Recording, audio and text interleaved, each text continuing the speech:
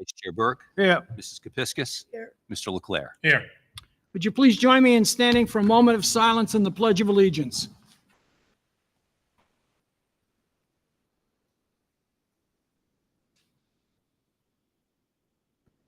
I pledge allegiance to the flag of the United States of America and to the republic for which it stands, one nation, under God, indivisible, with liberty and justice for all.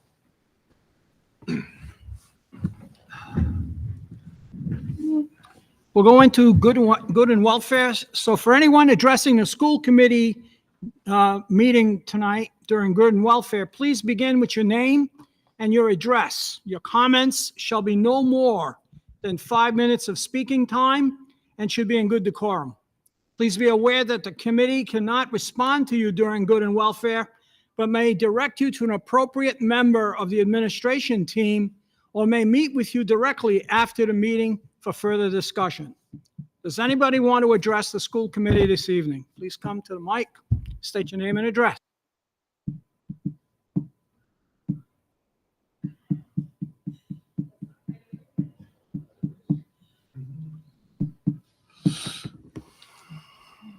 Is it on? Okay. Melissa Bubbles, 650 3rd Avenue, Woonsocket, Rhode Island. For a while now, I have been coming to these meetings to speak about my opposition of the proposed new school. Tonight, that has not changed. I stand firmly in what I believe in, and I will continue. I have a story in the Valley Breeze about this on both sides, my side and the school committee side. I find it sad that all my life I have been taught that where there's a will, there's a way. And the way you all are just allowing RIDE to dictate the future of our schools while other schools are decaying like the high school is ridiculous. What I know is that the Rhode Island Council of Elementary and Secondary Education voted last May to allocate $255 million towards the construction of 17 new schools across the state. $100 million of that is going directly into Woonsocket schools, new and old. Let me repeat that last part, old. The remainder will be used to renovate Hamlet Middle School, where all the 5th grade classes will be held, and Villanova Middle School, which will house the 7th and 8th graders. Why are we not taking the $30 million to fix the 3 proposed to be closed schools and the remaining amount of $70 million and spread it across the next worst buildings and bring it up to code, including the high school, which is also in disrepair? There has been talk that any remaining amount after the new elementary is built, it will go to the high school in Hamlet. Let me tell you, I know how building and the rising cost of materials go. The reason why they're called estimates is because it's always costs more, never less. Something always happens or changes. I have been a CAD drafter, computer drafting and designing, for over 15 years. I've seen the cost of buildings. I've also seen the rise of cost, the rising cost of the upkeep of new buildings, and eventually will burden Woonsocket. Thank you. Thank you. Does anyone else want to address the school committee?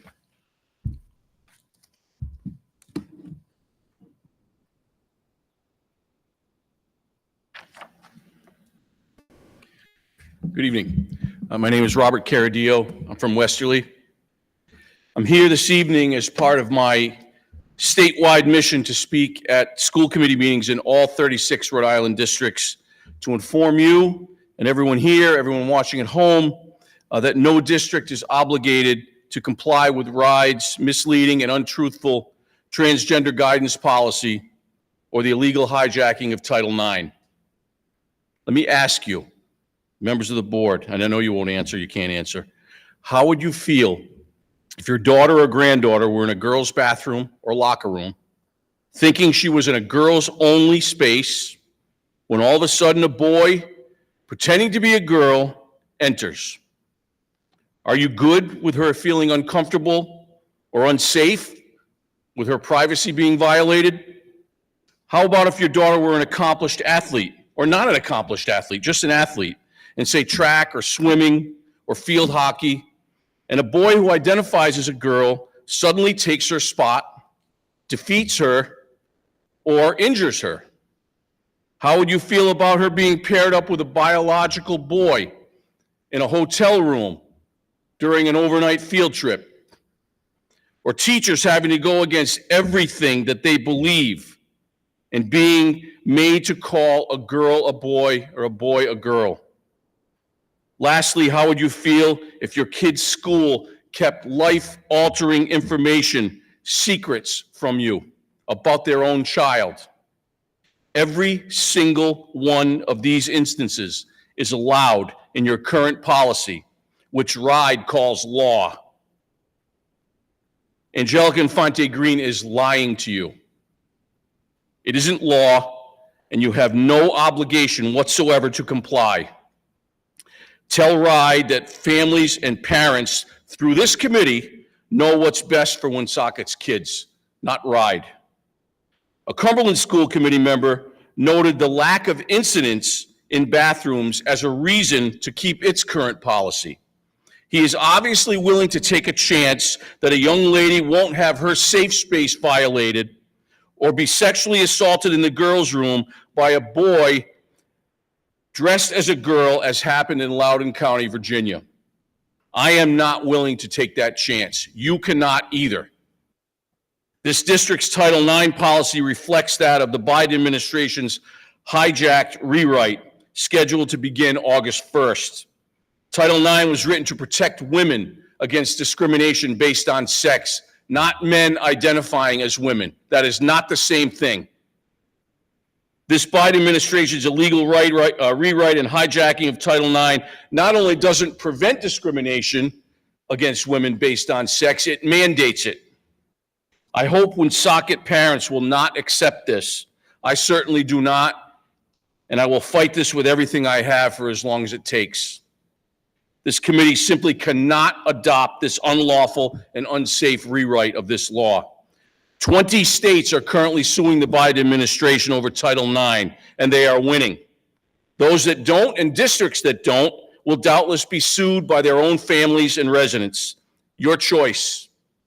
And every single one of those families, and your solicitor knows this, that has kids that are affected by the Title IX and trans policies will have standing in court. The Westerly School Committee's new policy, when completed, will right the wrongs I mentioned earlier. Your new policy must do the same. To be clear, no matter how much a boy wants to be a girl, dresses like a girl, thinks he's a girl, he will never be a girl. Never. Same with girls identifying as boys. This is not an indictment of these kids. It is fact.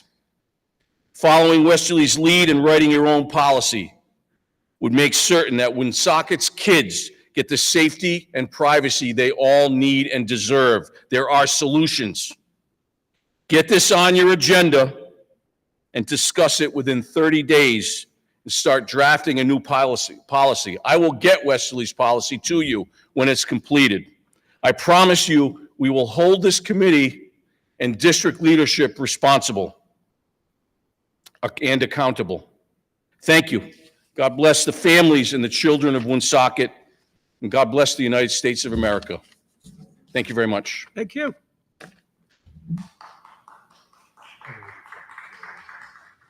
Is there anyone else that would like to address the school committee?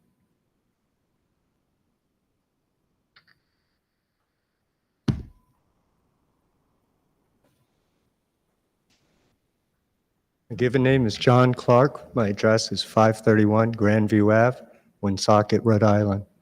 I'm a resident. Would you of the speak up city. a little louder? You can bring Yes, the my mic name up. is John. Okay, goes up. There we go. My name is John Clark. My address is 531 Grandview, Rhode Island, Woonsocket, Rhode Island. I'm a little nervous. This is the first time I've come to speak. I would highly recommend that you stay the course and follow the RIDE program. I think we need a hospitable environment for children with different needs, and that's all for now. I'm a little tongue-tied. Thank you. Thank you Thank for you. hearing me, and thank you for your service. Thank you. Anyone else would like to address the school committee? Please.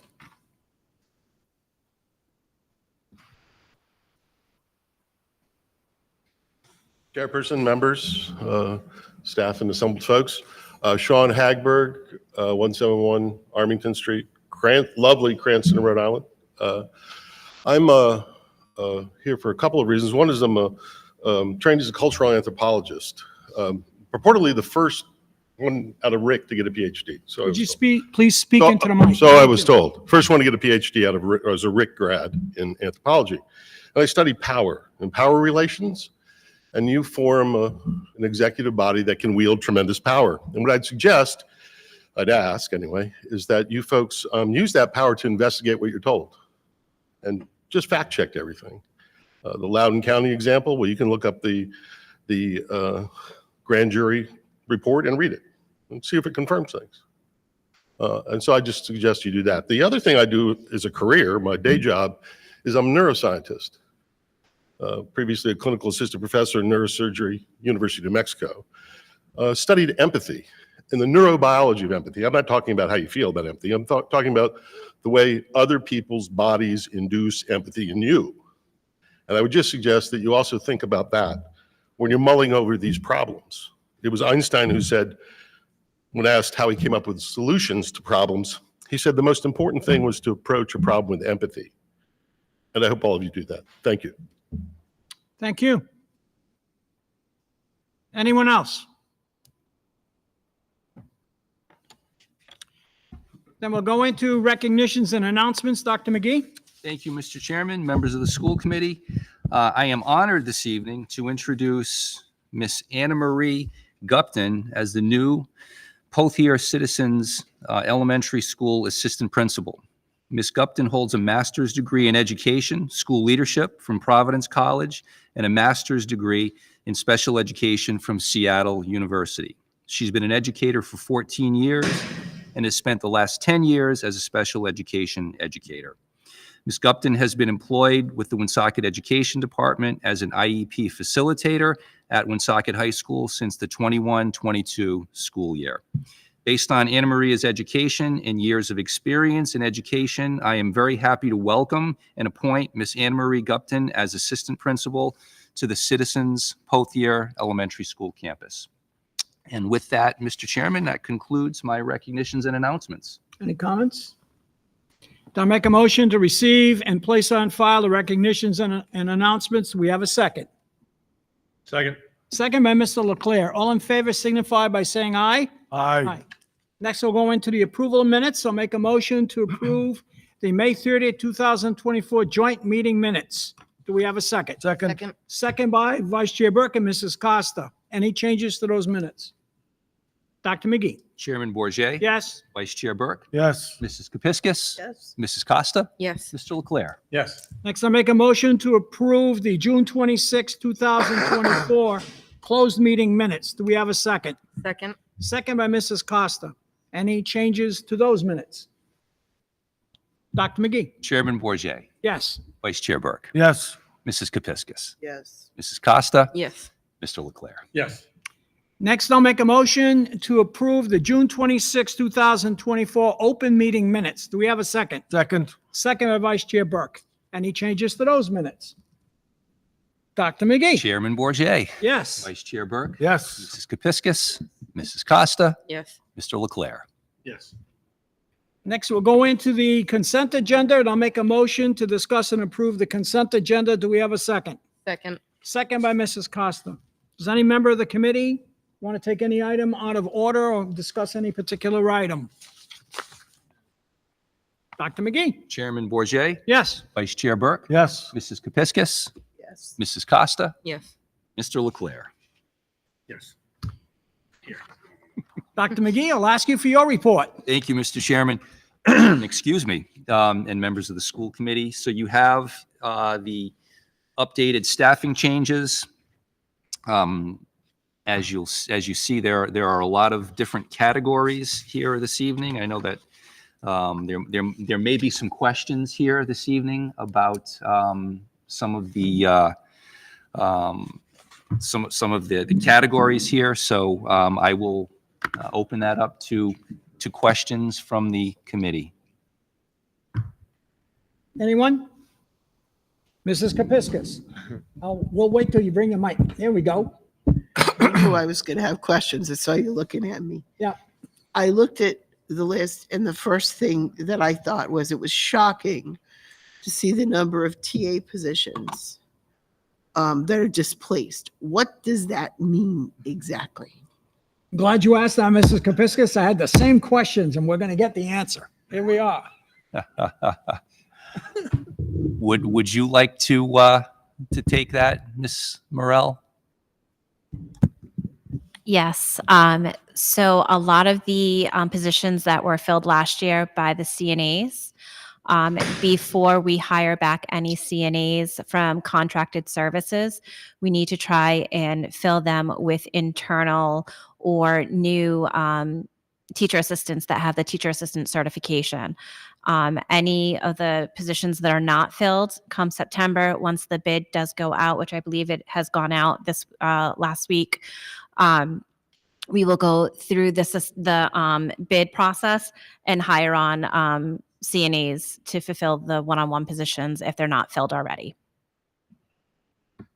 Does that answer your question? Are you saying CNAs? Is that what you're saying? Yep. So we were able, any one-on-one positions, because a lot of our students that required one-on-one supports needed help with feeding or toileting and services in that nature. So we were able to provide those supports through a CNA. But we're not able to have a CNA become a classroom para where they're facilitating through the classroom needs of some of the positions. Is this something we've done normally? Because it seems unusual to me. We've done it for the last couple of years because there was a decline in the number of teacher assistants that were applying.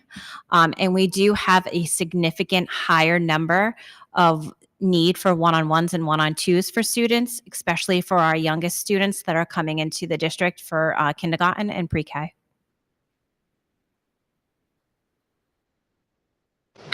Because I have just been working so Yes, hard. Thank you.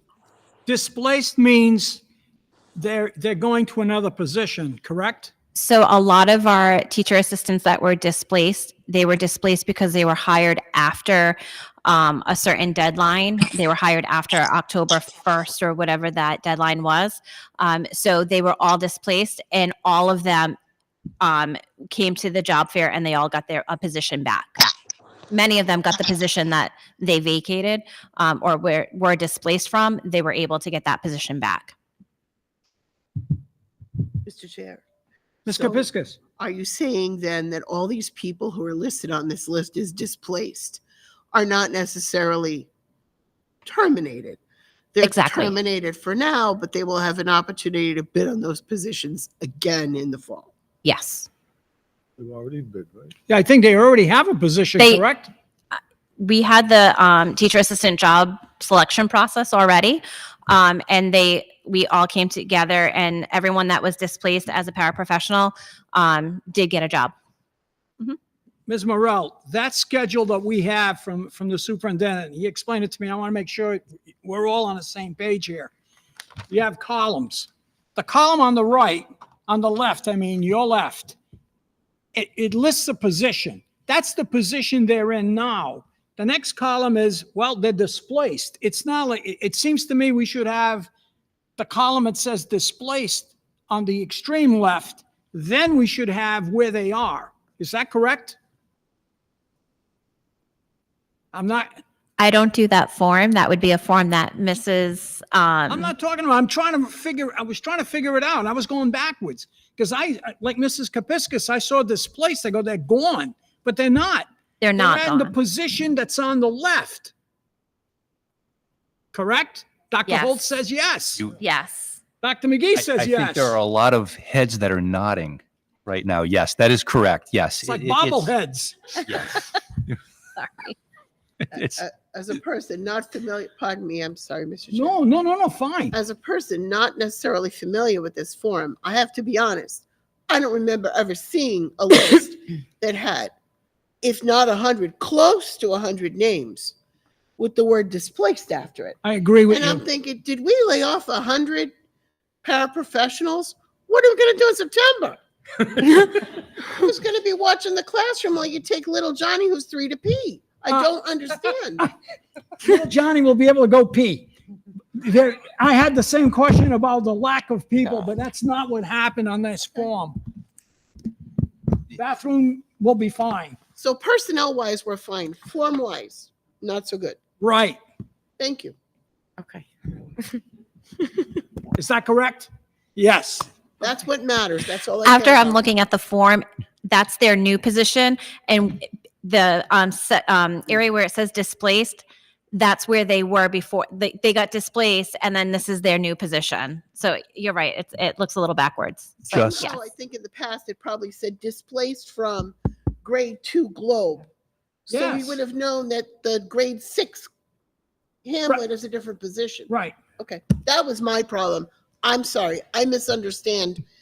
I misunderstood. when I Just- was here with my pitchfork. But your point of displaced grade 2 Globe should be on the left, and then on the right is grade 6 wherever. Phrase it I'm just however trying you to be want. looking logically. I was lost. We're not seeing 2 positions. We're seeing one with Right. the word displaced. Mr. Chairman, I don't know how, I'll say this is my fault. We can just blame Oh, me, I knew but we'd I'm get- not sure how, but I'll take the blame on this one. Why am I I- apologies. I'm not surprised, Mr. Director. What a form conversation. Let's go. Miss LeClaire is hot to trot. All right. Thank you. Anything else? Then I'll make a motion to receive and place on file the superintendent's report. Do we have a second? Second. Second, Ms. LeClaire, Mrs. Costa. All in favor signify by saying aye. Aye. Come on, Ms. LeClaire. Aye. Aye. Aye. Okay. Next, we'll go into the subcommittee reports. I'll ask Mrs. Kepiscus and Vice Chair Burke to talk to us about policy. Let me do it. Okay. The policy subcommittee met on July 8th at 11 a.m. here at the middle school. First item on our agenda was the student attendance policy.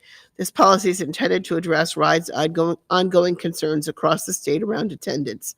Our existing attendance policy was outdated and included punitive consequences, which are no longer permitted under Rhode Island law and regulation.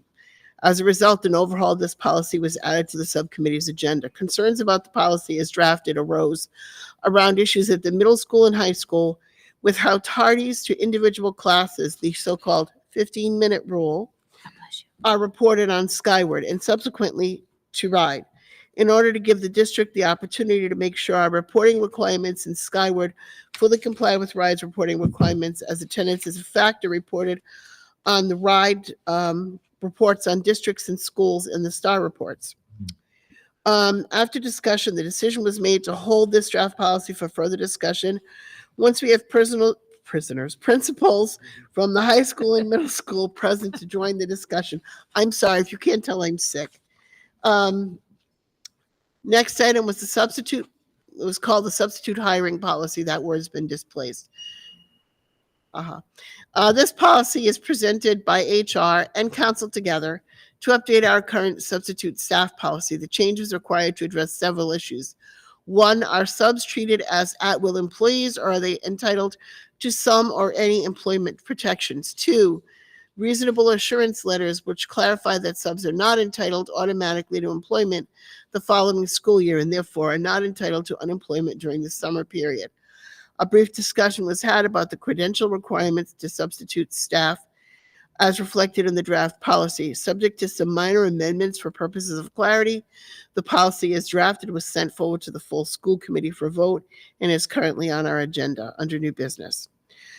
Title IX policy. The U.S. Department of Education has pushed out new regulations governing Title IX issues around sex discrimination and sex harassment issues, which take effect August 1, 2024. Every district is required to adopt and or amend your Title IX policy in accordance with the new regulations. Of course, real guidance has yet to be issued as to how these regulations are to be implemented and their effect on Title VII, which applies to employees. Legal counsel recommends we hold this policy in abeyance until a later date to permit both legal counsel and our Title IX coordinators to take training on the new regulations. A short overview: the new regulations seem to create a greater obligation to watch for and report infractions, but a less rigorous process to investigate. The new Title IX regulations also permit more than one Title IX coordinator. Of particular concern is the requirement that the regulations around training of all staff and the compensation of staff for those trainings. Professional training is extremely expensive, so legal counsel has scheduled a meeting with Dr. Holt and Ms. Kitchen to review the regs together and to assist in preparing a training for staff. Per the recommendations of counsel, the policy was held for further review. Dress code policy: this is an amendment. Policy was placed back on the agenda to address issues around belly or fanny packs and sling crossbody bags worn by students, which cause concern to our SROs in terms of the concealment of weapons in schools. This turned into a quite long, heated discussion as to what qualifies as a suspension and what does not, and what is a suspension as is reportable to RIDE. I think it was a very fruitful discussion, by the way. After bringing it back to the policy in question, all agreed that at a minimum, suggested discipline for violations which in any way calls for suspension, in-house or out of school, will be removed. All then agreed that all mentions of the term waivers should be deleted, as that term dates back to when we had a uniform policy, which no longer exists. As with the attendance policy, it was decided that this policy should be held until we have a principal present to discuss the issues around enforcement of the school dress code. Policies to add to the agenda: although 3 policies remain from this agenda, legal counsel has said we could add 1 policy to our next agenda as a result of having concluded the review of our old policy manual. The decision was made as follows: if the contracts are in place with the unions prior to our next policy subcommittee meeting, the policy to be added will be amendments to our non-union benefits policy so as to update it in accordance with union contracts. B, if the contracts are not in place, a policy regarding parent or guardian observation in school buildings will be added to the agenda, and in any event will be our next policy on our next agenda. Our next policy on the agenda for future policy subcommittee meetings. The next policy subcommittee meeting is scheduled for September 17th, 2024 at 4 p.m. in Hamlet Room 124. That concludes my report, Mr. Chair. Thank you, Mrs. Kepiscus. Maybe you can expand on what we heard some things this evening regarding Title IX. Where are we going again? Are we delaying the implementation of our policy? On how is this whole business that we hear in the news or whatever going to affect our district, if at all? The Title IX changes, we didn't go into in tremendous detail because there isn't a lot of guidance around them. Is that fair to say, Caroline? At this point, there's just not a lot of guidance. The main focus appears to be a shift away from sexual discrimination, a shift to include sexual discrimination as well as harassment under Title IX, which could be looping in what some of the people spoke to us about. We already have a policy in place with regard to those issues. I'm not planning to make or propose any changes to that. If somebody else on the school committee does, then we'll get there when we get there. Okay. But I don't think there's anything in particular that was brought to our attention that is impactful of any of those issues. Students are entitled to the protections under Title IX, no matter how they identify. Is that fair to say, Caroline?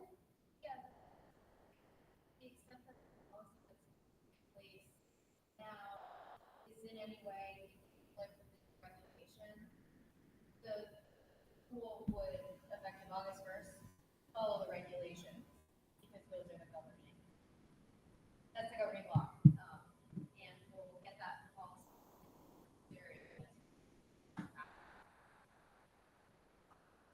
Workshop. Okay. What I just want to make clear is there's nothing in those regulations right now that are necessarily on the issue of transgender in particular. It basically speaks about students and rights and freedom from discrimination and freedom from harassment, and it doesn't proffer one type of recognition of students over another. It's simply a recognition of students being respected for the way they identify themselves. Yeah, from what we heard this evening, Westerly, I guess, is changing a policy, and that we may be getting a copy of this. I wonder if the committee will be taking a look at that in terms of how does that, what's going on there versus what we're doing here. Well, I'll be clear on my personal position. I don't really care what Westerly does. No, I understand I that. care what Woonsocket does, So and do we I. have students who identify as transgender, Right. and I have no intention of seeing those students discriminated against in any way. I'm And I comfortable with our stand- policy. Huh? I'm comfortable with our policy. I am too, and I Yeah. stand firm in our decision. And if other members of the committee want to bring it before the policy subcommittee, we'll certainly look at it. But just like we have some hard and fast reasons why the policy is the way it is, you better have some hard and fast reasons why you want to change it. Because I'm sorry, there are constitutional protections involved. Right. And I don't think that just because mom or dad might be uncomfortable with the situation means we're not going to protect the constitutional rights of their child. Vice Chair Burke? From what I read too, Westerly is working on discussing a new policy. Right. They're not even close to having a new policy. I mean, that's, if you read some information, so. No, I just You wanted to, don't need to even for us to go there. no, Westerly. that's not my point. My point was flushing out because if this is going around the state, I want to make sure that we're all happy. I'm certainly happy with the policy we have. And I want to make sure the committee's happy that we're not entertaining any changes at this point. I think the gentleman that spoke to us, that brought his cameraman with him, wants you to believe this is going around at school committees across the state. I'm fairly certain it's not. I'm fairly certain there are many school committees that are listening to him because by our bylaws, we are required to listen to anybody who speaks. We're Sure. allowed to allow people to speak during good and welfare. Nothing says I have to listen to hateful speech when they decide to use that microphone for that reason. I did not use it. I did not listen to hateful speech. And I find it pretty compelling that this person ended his speech with God bless America. I think the God that I believe in loves everybody, whether it's a man in a dress or a girl in cargo pants. I don't care, just so we're clear. So my position's real clear and out there. You're not happy with that? Do something about it. But the bottom line is, that's my position. I think Mr. Leclerc agrees with me as he's nodding furiously. Yes, I do. I don't need to nod to agree. I agree. Westerly can do whatever it wants. I wanted to make sure that we had a discussion on this because it's out there. And frankly, I would rather have the discussion and see where are we as a committee. The only reason why we have a discussion is because this gentleman came, Right, but he's, and we didn't invite him. He came and he's going around the state offering his opinion. That doesn't make it our purview now. it's not our purview, but it's the discussion. He came to our good and welfare and spoke, correct? Correct.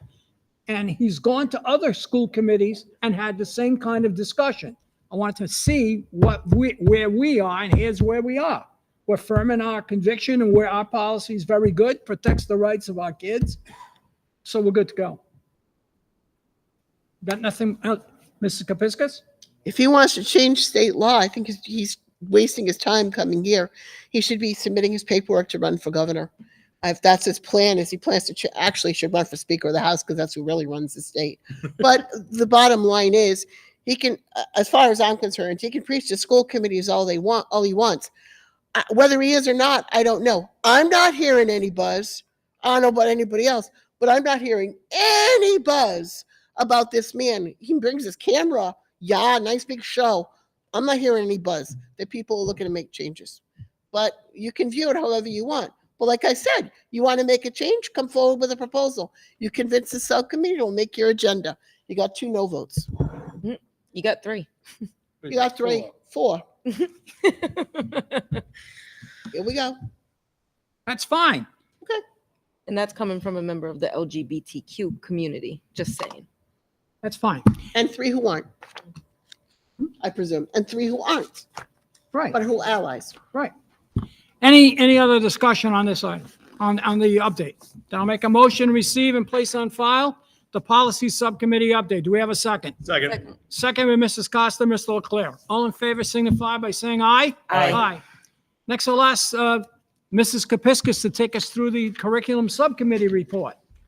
Which isn't nearly as controversial or as exciting. I'm sorry. The Woonsocket School Committee Curriculum Subcommittee met on July 10th at 2 p.m.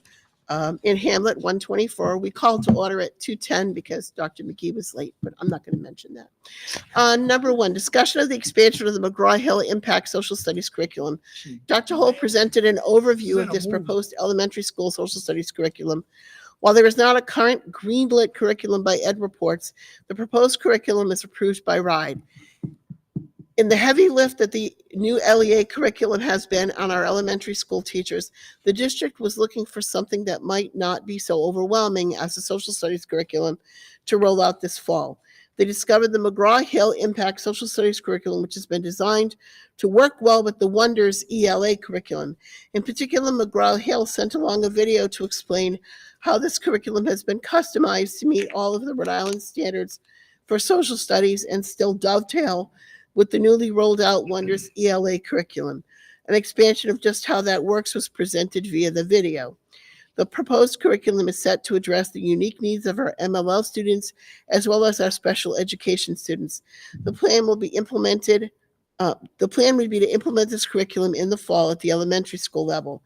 The costs are as follows: a 3-year purchase, $202,150.67, or a 6-year purchase at the bargain price of $260,000, $269,923.13. Mr. Pereira expressed his preference for the latter. This would be paid for from ESSER funds. Pilot, I believe we actually approved that expenditure, or we will be approving that expenditure on a purchases agenda. Pilot of Reveal Integrated Math from McGraw-Hill. As a result of changes on how special education students qualify for alternate assessment, or AA, we need to find a math curriculum for the high school that is both aligned to the Common Core standards for Algebras 1 and 2 and geometry, that will also prepare the students who formerly took the DLM to take PSATs and SATs. There's a world of difference between those two tests, As RIDE has finally recognized this potential gap, they are meeting with the special education directors, or they met with them on July 16th to present 2 RIDE-approved math curriculums for these students. The one Ms. Morrell would prefer at this point is the one created by McGraw-Hill, as it is connected to our current high school math curriculum and uses at least one support with which our staff and students are already familiar.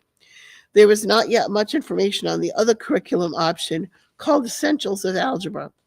We have currently only 4 students coming up from the middle school who would no longer qualify for alternate assessment or to take the DLM, and who would be using this new curriculum for the purpose of preparing them for the PSATs and the SATs.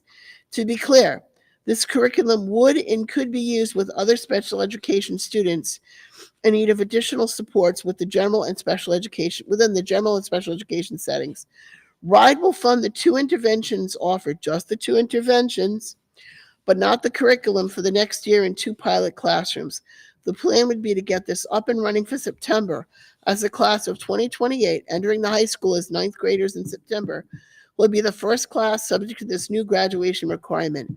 As IEP meetings progress through the school year, it is likely that more students will begin to use this curriculum, as they will also no longer qualify for alternate assessment or the DLM. Of course, no consideration was given by RIDE as to how to catch them up so as to meet those graduation requirements. Don't get me started on that. The next meeting is the curriculum subcommittee meeting on September 9th, 2024 at 3:30 at Hamlet in 124. And with that, the meeting adjourned. That concludes my report, Mr. Chairman. Thank you, Mrs. Kepiscus. Any comments or changes? Vice Chair Burke? Mr. Chairman, just, we kept hearing an awful lot about McGraw-Hill, that's going to be the publisher for this program and that program. And it brought me back to the purchases. There's a large purchase from McGraw-Hill dealing with social studies and Spanish. Is this new as well, or from the curriculum here, or is this what we've been doing? So it's new. Dr. Holt had at some previous school committee meetings talked about RIDE providing or mandating that social studies curriculum has to districts have to implement a social studies curriculum that is a green lit curriculum. So we're at the point in the process right now of establishing the curriculum. The standards have already, the social studies content standards have already been established. So now that we have that, and if you'll recall, Vice Chair Burke, we also looked at the sequence of courses, social studies courses that the high school and even the middle school will be offering our students. So this is the next piece in that process. I don't know if there's anything else, Dr. Holt, that you wanted to add to that. Yeah, thank you. So in the past couple of years, we have looked at curriculum across the board with Greenlit or RIDE approved curriculum. So our math and ELA have followed with ed reports and Greenlit curriculum. Social studies, science will be also going through the Greenlit process. Right now, there's only 2 curricula for science that have been approved for Greenlit. None have been looked at for a K-12 program. So there are no current science curricula K-12. There's only a couple that have been approved for middle school and high school and 0 for elementary. So we haven't yet purchased and moved forward with our science K-12. Our middle schools and high school have been looking at for science Open SciEd. So we're in the process of looking through that. It is an approved program, and we're looking at it for our secondary. For social studies, McGraw-Hill is in the lead for everything in social studies. When you look on RIDE's website for programs for social studies that have been reviewed and approved, McGraw-Hill is way above. Another one that has been looked at and approved, Rania and I actually were looking at it for their supports for our multilingual learners, which is they are the 3-star, I guess you would say, is National Geographic. But they're well above because they're very costly. They cost a lot. So we looked at them, but said, we'll look at not the Cadillac, but what do you call the next one? Sedan or I don't know, my analogy went off the rails, but so McGraw-Hill is a very highly regarded, strong curriculum, strong program that we also know from our past experience. Mr. Rizzo had brought McGraw-Hill in with StudySync, and we know from past experience that this company is very responsive to the needs of the districts and teachers. They provide tremendous professional development for the district, sometimes at no cost, which is not something we have seen with some of our other vendors, such as HMH, which we have for math.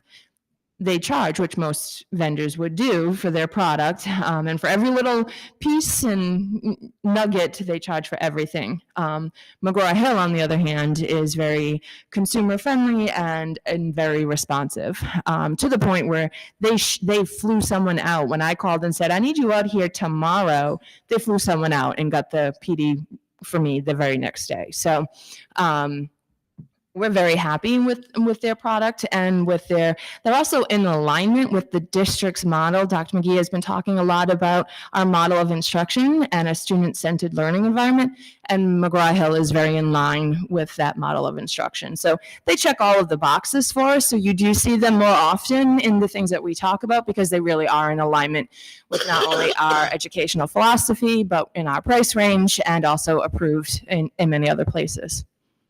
No, from what I heard and what I read, I thought that was a positive thing. Yeah. That we were making use of McGraw-Hill. So in that sense, our curriculum is aligned. Correct. It's very cohesive. Things support each other along the way instead of having bits and pieces. Absolutely. Work. So to me, that seems to be moving in a positive direction.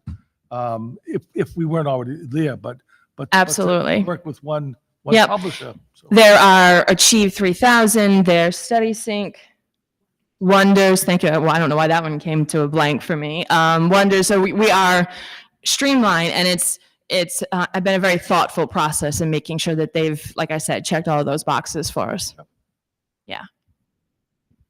And one final thing, this was one of our last usage for curriculum for ESSA 3 funds. I'm sorry, I had a cough while you were speaking. I noticed that. We're using the ESSA 3 funds the last time to pay for this one and purchase. We're using ESSER 3 funds for this purchase. ESSER 3 is pretty much wrapped up at this point. We are trying to figure out how to spend down the balance. We have some requisitions that you've approved earlier for multiple years for ESSER 3 expenses. I'm in the process of closing out the summer programming that we paid through ESSER 3. And then based on what's left, we're going to issue POs to spend down the balance and figure out how far we can take those contracts out. So for example, if you approved a requisition for 3 years and we can only afford 2, I'll be making those changes. We'll only be approving 2. It will come back to you for a final approval, and I'll explain to you why the adjustment was made, and then we can finish our ESSER 3 spend down. Any other questions, comments? Then I'll make a motion to receive and place on file the curriculum subcommittee report. Do we have a second? Second. Second by Mrs. Costa. All in favor signify by saying aye. Aye. Next, we'll go into the technology facilities update. Mr. Notoriani, please. Thank you, Mr. Chairman. So the report before you this evening just highlights some of the operational things going on this summer. So currently our technology department, the technicians and specifically are providing support to the summer school programs such as ESY and our partner programs such as CCF. Additionally, the technicians are in the process of servicing all student Chromebooks. Each summer, they go through every student Chromebook to make sure that there's no damage and that all the keys are on the keyboards and the screens work and that they can log on to the Wi-Fi. And any issues that they encounter, they report to the principals, and the principals are supposed to pursue it with parents in terms of getting compensation for any broken equipment. The data staff continue to provide support for our systems and applications. Specifically, they are working on finalizing the end of year reporting for RIDE, which was completed this afternoon, along with the civil rights data collection. Additionally, they are preparing to roll over our student information system later this month to the 24-25 school year. And they will be working to make sure that our uploads are ready for RIDE sometime in the month of August. So, and they continue to adjust our systems for access for new, displaced, and retiring staff. Student registration, as of today, student registration is reporting that we have 306 kindergarten registrations. Facilities and custodial updates. Our facility staff are providing support to our summer programming. Additionally, they're working on in-house summer projects. Along with assisting with the various contractors that are working on our capital projects at the high school and our elementary schools, FEI projects and ESSER funding projects. Our elementary custodians have partnered up. They've been bifurcated, and each team is assisting to clean several school buildings. The process was first used prior to COVID, and it was quite successful. So again, this year, we divided up the elementary custodians into 2 teams. I anticipate that they will have 3 elementary schools done by the end of next week, and we are on target to have all of our buildings cleaned for the start of school. Transportation. Durham School Services is currently providing summer transportation. As of today, there have been no issues reported to my office. So if there are issues, they just haven't been not reported to reporting. my office. That's the way I'm going to leave that. SRO School Safety, we've been notified by the police department that Officer Johnson has taken a new position within their department.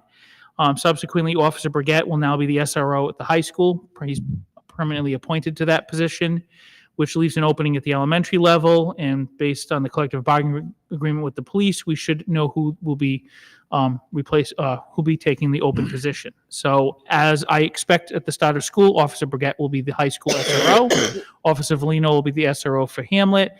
Officer Weil will continue in his role at Villanova Middle School. And like I said earlier, we're going to wait and find out who will take the elementary position. However, the elementary position, while they cover the elementary, we post them as additional support at the high school, or have so in the last couple of years. And then beyond that, I've just left as a reference from our last meeting that I outlined, I think it was the June 12th meeting, the different projects. You can see those highlighted in yellow are in progress, and those in gray are completed. And I anticipate all of the projects to be complete based on the timelines I had discussed at our last meeting. And that concludes my report. Thank you, Mr. Notoriani. Questions for him? I'll make a motion to receive and place on file the technologies facilities update. Do we have a second? Second. Second, Mr. Leclerc, Mrs. Costa, all in favor, signify by saying aye. Aye. Mr. Perrier, would you give us your fiscal update? Thank you for the, Mr. Chairman. I will take this from here. May 2024 fiscal update. School committee at this time, we're currently projecting a $260,000 surplus as of June 30th, 2024. This update is May, so we are pretty close to the end of the fiscal year. We are now in the process of closing out all of our open purchase orders, wrapping up accrued payroll. I think we'll have a pretty good idea of where we're going to land this fiscal year, probably around the August. I will be out for a little while in August, so that's going to put us down behind a little behind on the close. But I would expect by the end of August to have a closeout just about completed. And I will be bringing to the school committee the preliminary June 30th, 2024 results, probably sometime in September, just to kind of give you the layout for what's coming ahead. So on to the May 2024 fiscal update. Again, as I stated, currently about a $260,000 surplus at this time.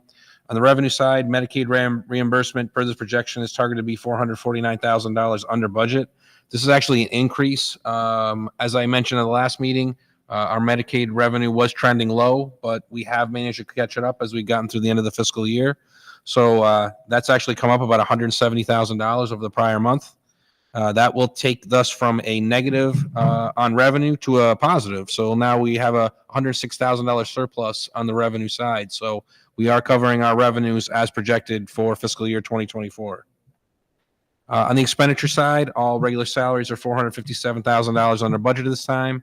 And when netted with the employee turnover allowance of $1.24 million, this would put overall salary $783,000 over budget. Medical expenses are currently a little over $2 million over budget. Now, for this update, I did add additional medical expense to the tune of about $700,000 in our projection as of May 30th. And the reason I did that was because we haven't received our incurred but not yet received expenses for our medical bill. And that basically means I will receive that usually at the end of August, the beginning of September.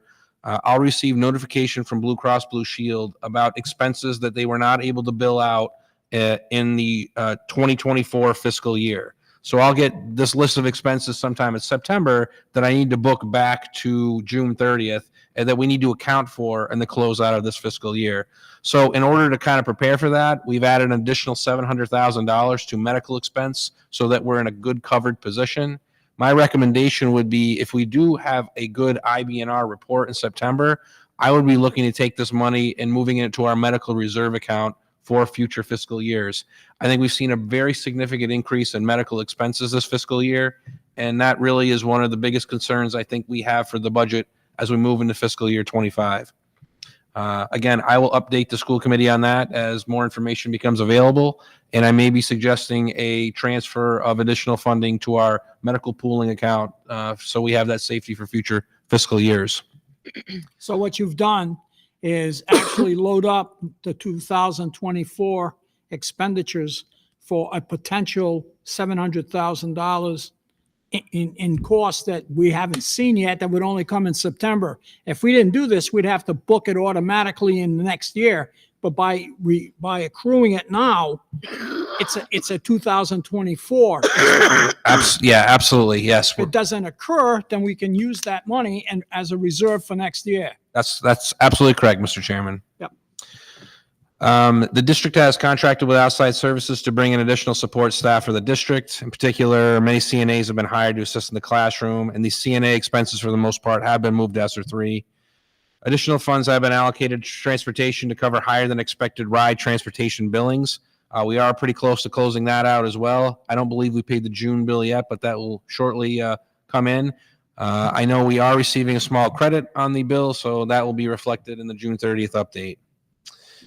At this time, property and equipment purchases have been allowed to go through the general fund. Most of the projects the district has been getting a significant reimbursement for. We will be using that reimbursement to continue to build our capital fund for our 5-year capital plan. And as we continue to progress through the year, we can move expenses in and out. I think we're pretty settled at this point, But again, it is an option that we're going to have as we close out for June 30th. So I think that's the overall gist of the May update for the school committee. And if anybody has any questions, I would love to answer them now. Anyone? Then I'll make a motion to receive and place on file the fiscal update. Do we have a second? Second. Second, Mr. Leclerc. All in favor signify by saying aye. Aye. Next, we'll go into new business, and I'll make a motion to discuss and approve the amendments to the substitute policy. Do we have a second? Second. Second by Mrs. Costa. I know you spoke a little bit about this, Mrs. Kepiscus. What are the changes? Darling. The only one I know of specifically that I could tell you is we took the word hiring out of the title because the concern was we want to make it clear that substitutes are not hired. Right, they're not employees. That's right. They're at best at-will employees, whereas long-term substitutes have different protections. Correct. But a day-to-day substitute is not an employee. They're an at-will contract. And so we tried to be very thoughtful in the references in the policy. And it was a draft created by both our lawyers and Ms. Kitchen together to address. And this those is consistent, reading the policy, it's consistent that the substitutes are not employees. So that's really the big change, to specifically identify that. Karen? My Ms. one, Tebow? yes, my one clarification to add to that is Could you that, speak into the mic? I can't hear you. yep, although the substitute teachers are technically employees, they have no guarantee of continued employment, or they are at will, even when they receive reasonable assurance at the end of a school year that they will be invited back for a subsequent school year. That has to do with their ability to file a claim for unemployment benefits. And the edits that we added just clarify that the reasonable assurance letters don't confer any kind of job protection status on those at-will employees. The remainder of the edits, my understanding, are that they come from Sharon Kitchen. They're mostly updates to what was previously in the policy in the prior policy manual, but they are now updated to conform to the current practices. Okay. Thank you. Anyone else? Dr. McGee? Chairman Bourget, Yes. Vice Chair Burke, Yes. Mrs. Kepiscus, Yes. Mrs. Costa, Yes. Mr. Leclerc. Yes. Next, I'll make a motion to discuss and approve the district's organization chart. Do we have a second? Second. Second, Mr. Leclerc. Dr. McGee? So, Mr. Chairman, I would ask that this agenda item be tabled to the next meeting, and not because it's there are any major changes. There are just some tweaks to it that I wanted to make, which primarily reflect the high school, so the high school and the career center. So Okay. Do we have a motion to Make a table? motion to table this. Mr. Leclerc makes a motion to table. Second. Second by Vice Chair Burke. Roll call on the tabling. Chairman Bourget, Yes. Vice Chair Burke, Yes. Mrs. Kepiscus, Yes. Mrs. Costa, Yes. Mr. Leclerc. Yes. The item's tabled to next time. Having nothing else on our agenda, I'll make a motion to adjourn the meeting at 7:58 PM. Do we have a second? Second. Second by Mrs. Costa. All in favor signify by saying aye. Aye. We are adjourned.